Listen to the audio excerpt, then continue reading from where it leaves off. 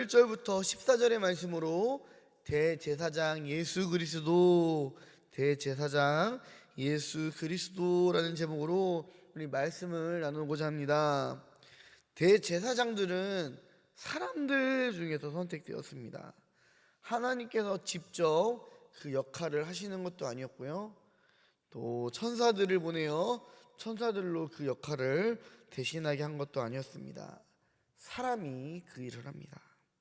대제사장들을 사람 중에서 택하셨기 때문에 그는 이제 사람들을 위해서 속죄제물을 드릴 때에 그 죄의 문제에 대하여 너그러이 대할 수 있습니다. 공감을 할 수 있는 것입니다. 나도 이런 죄에 빠졌었던 자인데, 나도 이러한 죄에 빠질 수 있는 자인데 하면서 이제 공감과 이제 할 수 있다라는 것입니다. 그래서 이제 대제사장들은 어떤 사람들이 속죄제물을 드릴 때마다 그 죄의 문제에 대해서 이제 공감하며 너그러이 대할 수가 있습니다. 자신도 연약한 사람, 언제든지 죄 중에 있는 사람이기 때문입니다. 그래서 멜기세덱을 제외한 우리 공식적인 대제사장의 가문들, 흔히 이제 아론의 이제 이런 지파들을 보면요, 아론과 그 아들들만 해도 인간의 연약한 죄에 빠져 있었음을 우리는 성경을 통해서 배울 수가 있습니다. 아론은 대표적으로 자신의 동생이자 하나님의 선지자였던 이 모세의 실수, 이방 여인을 취한 것으로 인하여서 그것을 미리암과 함께 비판하였다가 결국 하나님의 사람을 이제 함부로 비난했던 죄로 징계를 받았던 적이 있었으며, 또한 모세가 하나님의 말씀을 이 십계명을 받으러 시내산에 올라갔을 때에 백성들과 함께 이 우상을 만들어 섬기는 죄악도 범했습니다. 그래서 구약시대의 제사장들은 이 백성들을 위해서 속죄제를 드릴 때마다 자신도 이렇게 죄에 빠질 수 있는, 나도 죄인입니다 라는 그런 마음으로 함께 하나님께 드림바가 되었다라는 거예요. 그렇기 때문에 오늘 말씀에서도 우리의 대제사장 되시는 예수님께서는 사람의 연약함을 아시는 분이다라는 것입니다. 물론 예수님과 우리의 차이점은 예수님은 죄가 없으시다라는 거예요. 그렇지만 인간의 모습으로 오셨기 때문에 이 인간의 연약함들, 이 어려움, 특별히 이 육신의 정욕, 안목의 정욕, 이생의 자랑 등으로 오는 이 세상의 죄의 어떠한 유혹들에 대해서 누구보다 더 잘 알고 계시다라는 것입니다. 그래서 히브리서 2장 18절에서는요, 그가 시험을 받아 고난을 당하셨은즉 시험 받는 자들을 능히 도우실 수 있느니라 라고 말씀하십니다. 그도 시험을 받아 고난을 당했은즉, 예수님도 40일 동안 금식하며 기도하시다가 그 가장 힘들고 어려운 때에 사단마귀가 와서 예수님을 시험하셨다라는 거예요. 인간의 몸으로 그 고난을 받으셨지만 능히 이겨냈기 때문에 우리들도 능히 도와주실 수 있다는 것입니다. 또 히브리서 4장 15절에서도 우리에게 있는 대제사장은 우리의 연약함을 동정하지 못하시리가 아니요 모든 일에 우리와 똑같이 시험을 받으신 이로되 죄는 없으시니라 라고 말씀하십니다.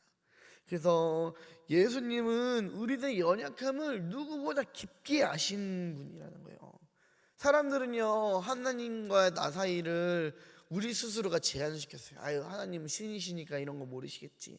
하나님은 이런 거 하나님은 공감 못 하시겠지. 하지만 그 하나님께서 인간의 몸으로 오셨기 때문에 누구보다 우리의 이런 육신의 연약함, 인간으로서의 정말 연약함의 모든 시험과 유혹들을 이제는 깊이 공감하실 수 있다라는 것입니다. 그러므로 우리들은 우리의 이러한 연약함을 아시는 예수님께 진실한 마음으로 나아가야 돼요. 예수님의 이름으로 나의 죄를 용서받는 은혜의 삶을 사시기를 간절히 소망합니다.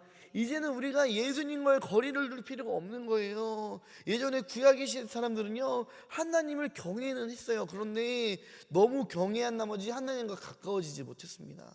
늘 하나님과 거리를 두었어요. 그러나 예수님은 친히 우리를 찾아오셨었고요, 우리와 함께 동행하셨고요, 함께 먹고 주무시기도 하셨던 분이시라는 것입니다. 이런 예수님께 우리의 마음을 온전히 쏟아놓기를 바랍니다. 또한 예수님께서는 이 땅에 계실 때에 자신을 죽음에서 구원할 수 있는 이 하나님 아버지께 심한 통곡과 눈물로 간구와 소원을 올리셨다라고 말을 합니다. 우리 함께 오늘 말씀 히브리서 5장 7절의 말씀을 함께 합독하도록 하겠습니다. 그는 육체에 계실 때에 자기를 죽음에서 능히 구원하실 이에게 심한 통곡과 눈물로 간구와 소원을 올렸고 그의 경건하심으로 말미암아 들으심을 얻었느니라. 아멘. 이것은요, 우리가 알다시피 예수님께서 이 마지막 날 밤에 겟세마네 동산에서 기도하셨던 일을 말씀합니다. 예수님께서는 하나님과 동일한 신성을 가지신 분이시지만 우리와도 본질적으로 동일한 인성을 가지신 분이세요. 그래서 예수님도요, 우리가 엄밀히 말하면요, 하나님께 기도했던 것들을 거절당하셨어요, 여러분들. 우린 이것을 기억해야 돼요. 그래서 우리도 때로는 기도를 했을 때에 하나님이 거절하시는 기도들이 있다는 거예요. 그럴 때 우리는 낙심하거나 하나님을 원망하는 것이 아니라 오히려 하나님의 뜻을 알게 하신 것에 감사할 수 있기를 간절히 소망합니다. 하나님께서 거절하셨다라는 것은요, 그 거절했다라는 하나님의 마음도 우리들이 이제 알아갈 수가 있는 거예요. 그래서 그러한 뜻, 하나님, 이거는 나의 생각의 뜻이었군요, 나의 인간적인 생각이었군요, 하나님 그것을 알게 해주심에 감사합니다 라고 우리는 도리어 내가 응답받지 못한 것에 감사할 수 있게 된 거예요. 내가 응답받지 못했다고 해서 하나님이 들으시지 않은 게 아니기 때문입니다. 그래서 예수님께서는 비록 이 잔은 내게서 옮기시옵소서라는 기도를 하였지만 그 기도가 거절당하더라도 하나님의 뜻대로 되기를 원하셨다라는 거예요. 그래서 오늘 말씀을 잘 보면요, 그의 경건하심으로 말미암아 들으심을 얻었느니라 라고 말씀하십니다. 우리는 늘 기도할 때에 나의 뜻이 아니라 하나님 아버지의 뜻대로 되기를 기도하길 원합니다. 그래서 하나님의 뜻을 알아가는 데에 우리가 나아가길 원합니다. 때론 나의 기도가 응답받지 못하더라도 그것을 통해서 하나님의 뜻이 나의 생각과는 다르다라는 것을 깨닫게 해주시는 그 하나님의 음성에 우리가 귀 기울이시며 감사하기를 원합니다. 그래서 우리들이 감사찬송 복음성가의 가사에 보면요, 이런 가사가 있어요. 응답하신 기도 감사, 거절하신 것 감사, 헤쳐나온 풍랑 감사, 아픔과 기쁨도 감사, 절망 중 위로 감사, 장미 가시도 감사 등등 감사의 제목들이 너무도 많은 거예요. 우리의 육신에 연약한 어떠한 가시들이 있나요? 여러분들 그것에 감사하시기를 바랍니다. 바울도요, 자신의 이 육신의 가시를 위해서 하나님께 3번 간구했다고 했어요. 이 3번이라는 게 3번만 기도했다는 게 아니라 정말 내가 온전할 정도로 기도했다라는 거예요. 최선을 다해 기도했다라는 거예요. 그러나 하나님께서는요, 그 기도에 대해서 이제 응답하지 않으셨다라는 거예요. 들으셨지만 응답은 안 하셨다라는 거예요. 그러나 바울은 그것을 통해서 다 나의 연약함을 알고 더욱더 겸손할 수 있었고, 더 하나님께 이제 매달릴 수 있는, 하나님을 더욱더 신뢰할 수 있는 기도의 기반이 되었음을 믿으시길 바랍니다. 그래서 우리도 때로는 내가 기도하지 못했던 것, 내가 기도했지만 응답받지 못했던 것으로 인해서 더욱더 하나님께 나의 연약함을 고백하며 나아갈 수가 있는 거예요. 하나님께 나의 삶을 온전히 맡겨드릴 수가 있는 것입니다. 그래서 우리들이 그토록 알고 싶어하는 하나님의 마음들을 기도를 통해 알아갈 수 있는 것입니다. 내 기도가 응답받았으면 하나님께서는 이런 것들을 허용하시구나, 이게 맞는지는 모르겠지만 하나님께서 어쨌든 간 응답하셨구나. 또 거절했으면 하나님은 이게 아니신가 보구나 하면서 우린 하나님의 마음을 기도를 통해 점점 알아갈 수 있는 거고, 더 나아가 성숙한 사람들은요, 이제 기도할 때에 하나님 나의 생각들을 하나하나씩 버리게 해주세요 라면서 하나님의 뜻이 무엇인지 알아가는 그런 기도들을 이렇게 합니다. 그래서 오늘 말씀에 예수님께서도 그 기도를 거절당한 것도 경건하심으로 말미암아 들으심을 얻었다라고 말씀을 하신 것입니다. 나의 기도를 들으시고 나의 뜻이 아니라 하나님 아버지의 뜻을 알아가게 해주시는 그 은혜에 우리는 감사하기를 소망합니다. 그러니까 예수님이 얼마나 멋져요. 그 하나님의 아들이신 예수님도 기도를 거절당했다니까요, 여러분들. 바울 사도도 기도를 거절당했다니까요, 여러분들. 근데 그것을 통해서 하나님의 뜻을 이루어갈 수가 있었습니다. 우리들도 이제 그러한 은혜를 통해서 더욱더 하나님께 이제 진실함으로 또 기쁨과 감사함으로 이제 기도하기를 원합니다. 그런데요, 심지어 예수님께서는요, 주를 위해 한시도 깨어 기도할 수 있는 제자조차도 없었어요. 예수님께서는 그 가장 힘들 때에 제자들이 정말 예수님을 위해서 한시도 깨어 기도해 주지도 않았어요. 그런데 우리에게는요, 오늘도 살아계시며 하나님의 우편에서 오늘도 우리를 위해 간구해 주시는 중보자 예수 그리스도가 있으심을 믿으시기를 바랍니다. 그래서 우리는 입술로 살아계신 예수님을 막 고백하지만 때로는 오늘도 그 살아계신 예수님께서 하나님 우편에서 우리의 연약함을 위해서 중보하고 계시다는 사실을 우리는 순간순간 잊어버릴 때가 있어요. 그러나 오늘도 살아계신 주님께서 나를 위해서 간구하신다, 나를 위해서 기도해 주신다, 누군가 널 위해 기도하네. 복음성가 이 가사가 그 누군가가 누구냐? 바로 예수 그리스도다라는 것을 우리가 온전히 믿고 날마다 삶의 순간순간 가운데서 깨달아 가진다면은 그것이 우리의 감사의 제목이 될 줄을 믿습니다. 그래서 우리들의 간구하시는 중보자 예수 그리스도를 기뻐하며 감사할 수 있기를 간절히 소망합니다. 또한 예수님께서는 아들로서 하나님 아버지께 순종하심으로 인해서 또한 우리들에게 본을 보여주셨어요.